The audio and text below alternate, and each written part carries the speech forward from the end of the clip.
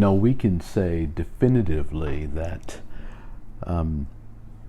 email open rates are down. They're down in a significant way. When I first started emailing clients, sending out newsletters, I might have gotten a 95% open rate. And today you are doing well if you're getting 20%, if you're getting somewhere between 15 and 20%, maybe even below that. You think, wow, this is pretty good. So that means that 80% of the people you send an email to are not responding. Excuse me. Now, this corresponds with communication in general. In fact, email still has a better open rate than if you were doing direct mail, if you were making cold calls. It is still much better than those other alternatives.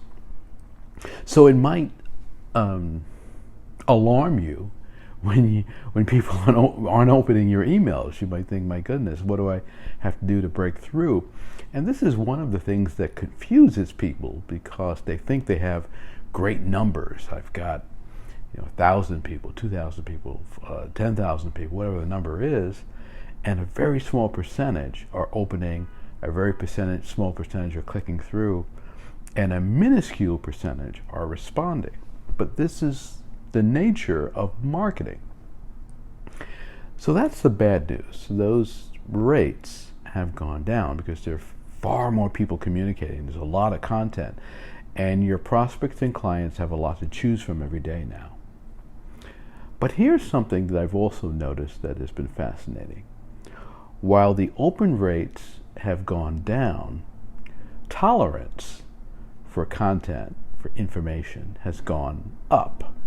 Now, what does that mean, and how do you measure that? Well, the people who don't want you writing to them and don't want to deal with you will unsubscribe from your list. And that's great, because you want people who are not aligned with your message, who are not interested in your offering, and won't be, who are not the right fit.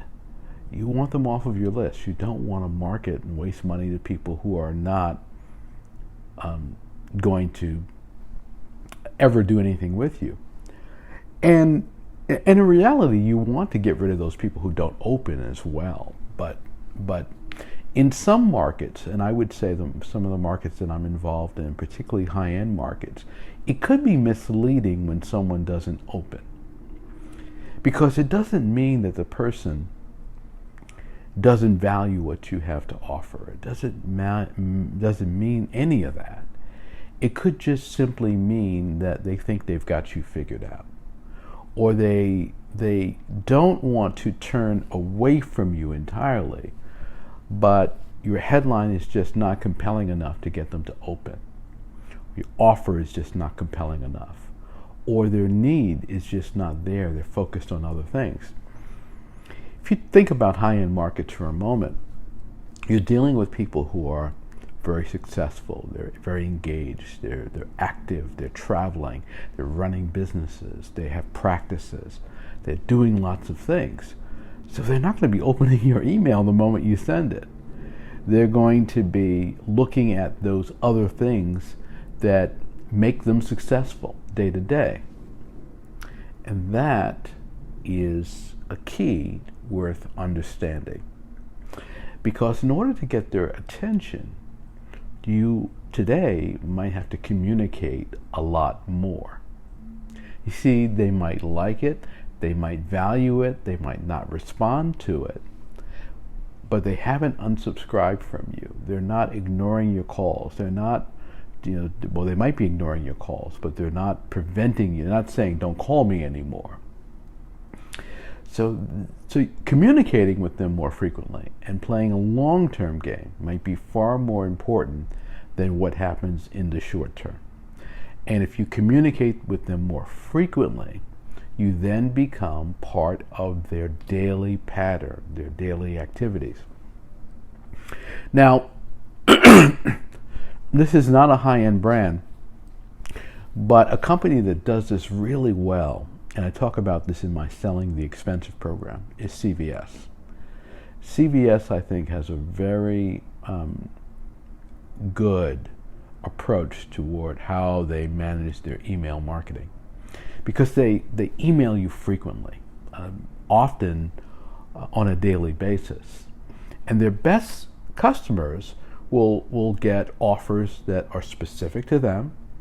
They will get great discount, great dollars off, and they're constantly testing, sending you new offers, sending you offers on your favorite items, giving you special incentives that last a day or two, asking you when you drop into a store, retail outlet, whether you'll do a survey about your experience there.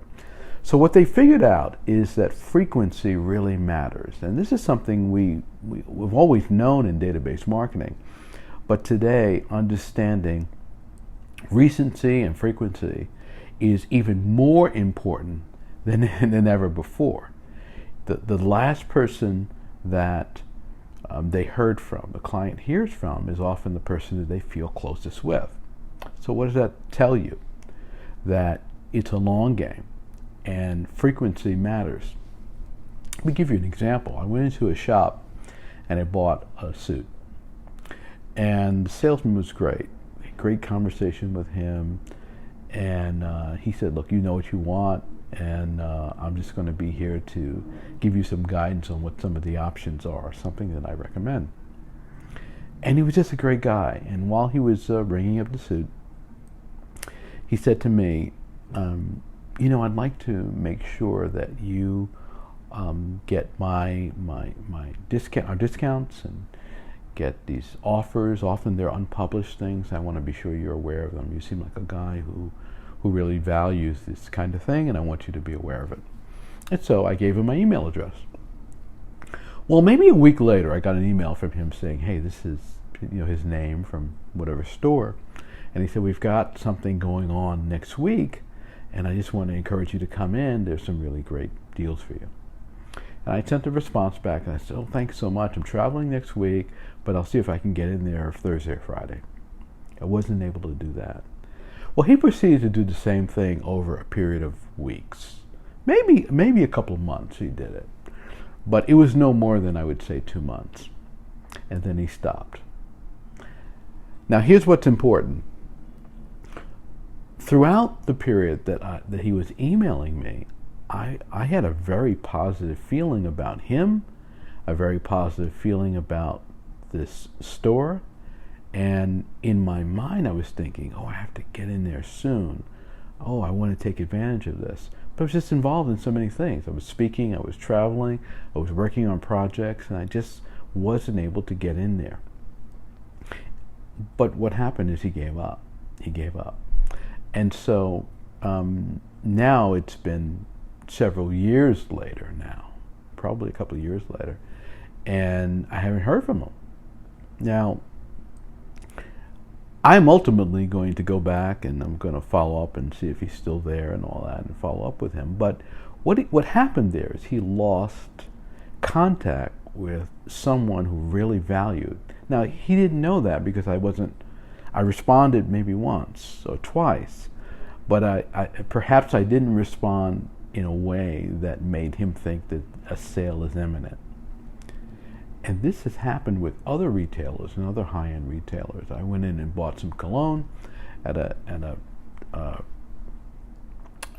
perfumery and in a store, and a woman was fabulous who waited on me and showed me various things and options and so forth, and then followed up with me, sent me samples, and followed up with me to tell me about their various sales, but never really said anything when she followed up. She just would kind of like drop a flyer in the mail, and it was almost like there was no communication. But my memory of that transaction and that person was very positive. Now, interestingly, the store that she worked at closed, and I don't know what she's doing now, whether she's still in retail, whether she's still doing that, but I would go to another store to have service from her. But again, she didn't follow up with me. Now, our last communication was, I think she sent me an email or a text, one or the other, and I responded and I said, I really like the way you follow up. Thank you so much. I really appreciate that. And she sent me a smiley face back. Didn't say any, no words in the text. But my point to you is that frequency, recency, the quality of the content's all very important today. Now, let's look at some of the trends. It used to be that you'd follow up with a client monthly, and that was adequate. In some cases, quarterly it used to be, or seasonal. But we reached a stage where weekly was more acceptable and appropriate to stay top of mind. And then it became multiple times a week was acceptable. Well, in the last couple of years, we've moved into the daily zone and multiple times a day zone. And what I'm saying to you is you want to step it up, your communication, to see where your client's tolerance is. You will eliminate those people off your lists who are not candidates for what you have to offer. They will say, please, no more, no thank you, enough. And even those, they might be people you can go back to in another way. They just might not like email, or might not like a phone call. They might have a particular way they want you to communicate with them. But my point here is you're probably not communicating enough. Quality of communication, frequency of communication, and recency of communication. How recent you are on their mind, in the inbox, is important if you want a good client engagement and good response. I would say if you could get to a point where you can communicate with your audience multiple times a week, potentially daily, or multiple times a day, depending on what you offer, you're in a good place. Now, some products are not appropriate to be emailing every day, but many products you can interact multiple times a week. And I think that's what you should be shooting for at minimum. So think about your communication strategy, your email, your direct mail, your telephone, messaging, the things you're posting on social media, all those things. But most importantly, think of the things that are going direct, and think about how you might step it up.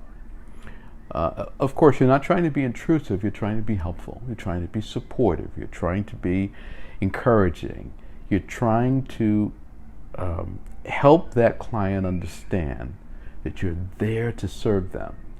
And the best way to do that is to communicate frequently. It's just like family.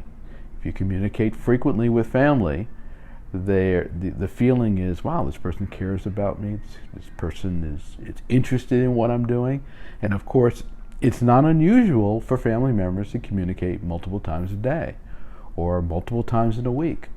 So keep that in mind as you think about your communication strategy. If you like this tip, give me a thumbs up. Let me know that you like it. Share it with someone in your network. Make sure you are subscribed to my channel, and I'll have a lot more coming. I'll see you next time.